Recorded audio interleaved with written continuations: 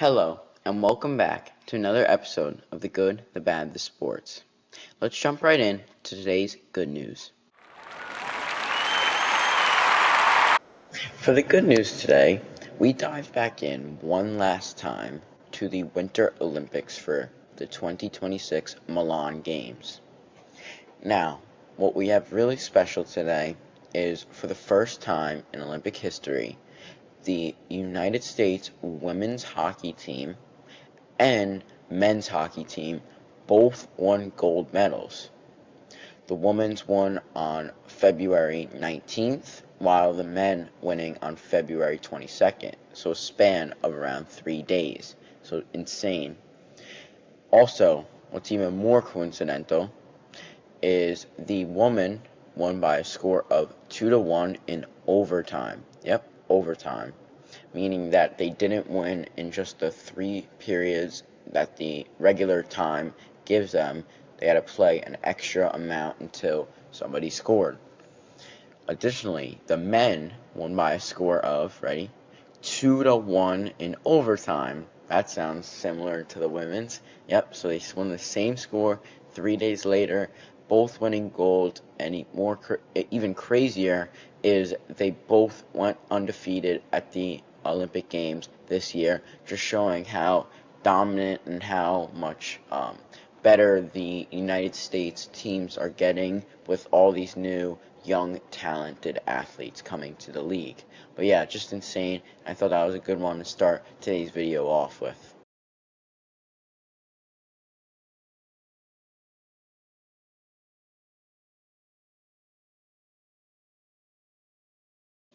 Now, let's move on to today's bad news.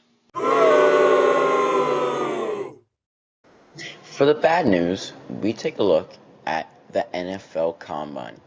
Yep, the NFL Combine is right now, it's here, and a bunch of athletes are participating in it to try and improve their draft stock, because all the coaches of the NFL teams and scouts are at the Combine, and all eyes are on these players to see, oh wow, we might find a hidden gem in the Combine and get a steal in the draft.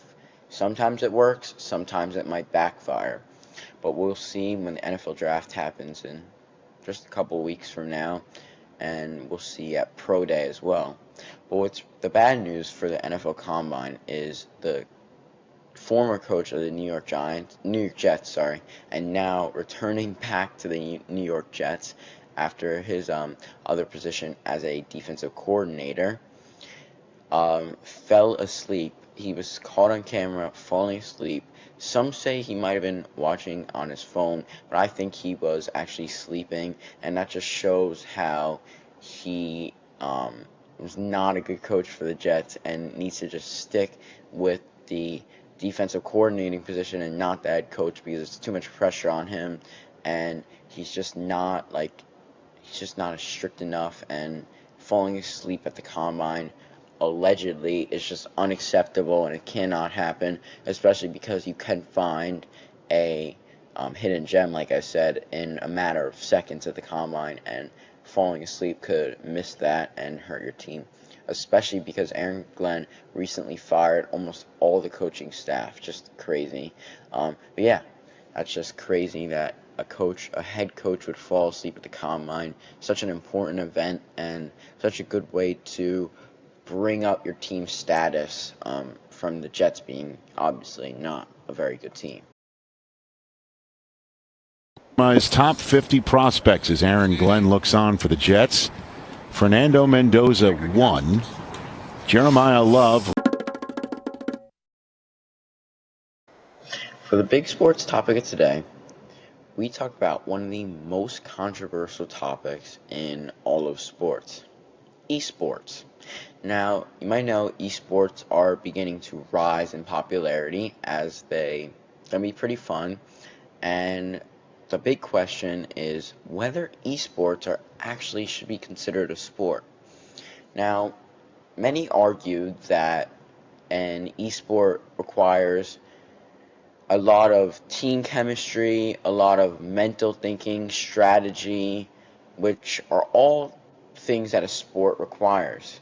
The big part, though, is esports doesn't have physical exertion like most sports do. Now, I do think esports should be considered a sport because there are more pros about esports that relate it to an actual sport than negatives. The only thing you can say bad about esports is there's not enough physical exertion. But all the team chemistry and all the mental thinking, all the strategy, and everything else that goes into it is very much like a sport. And what it really comes down to is what you define sports as. And what I define it as is like an activity that like gets the heart racing, but also requires strategy and team chemistry, which an esport, two of those three things has, obviously, and it still can get your heart rate up because the just adrenaline rush from the game. Like if you have a big moment that you're gonna win thousands of dollars for, the heart's gonna be pumping. So there is like a heart racing in esports, but just not that physical exertion. But yeah, let me know what you think if esports should be a sport or not.